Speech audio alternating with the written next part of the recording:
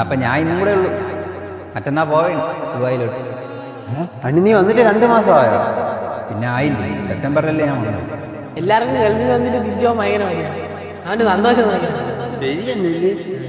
എടാ മഴയുടെ അങ്ങോട്ട് കയറി കയറാം, വാ. എടാ നിന്ന് മഴയാണെങ്കിൽ കയറി വാടാ. കുറച്ച് നനായിട്ടല്ലേ നീ എന്ന് നനേ.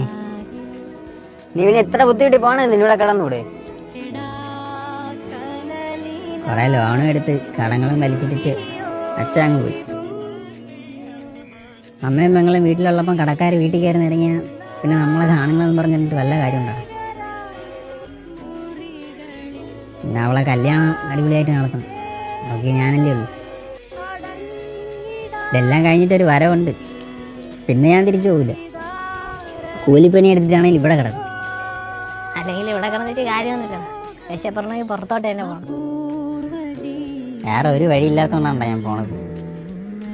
ഇവിടെ രാത്രിയിലെ ചായ കുടിക്കാൻ പോക്കും, പിന്നെ ടർഫിലെ ക്രിക്കറ്റ് കളിയും സെക്കൻഡ് ഷോയ്ക്ക് പോക്കും, ഇതൊന്നും എൻ്റെ ഒരു ജീവിതം.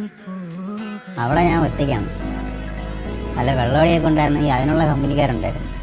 നമുക്ക് പിന്നെ അത് വശമില്ല. ജോലി കിട്ടാ റൂം കിട്ടാ ജോലി, എത്രയെന്ന് പറഞ്ഞു. പിന്നെ ശരി, ഞാൻ പോണം. പോയിട്ട് ഇനി കുറച്ച് പരിപാടികളൊക്കെ ഉണ്ട്.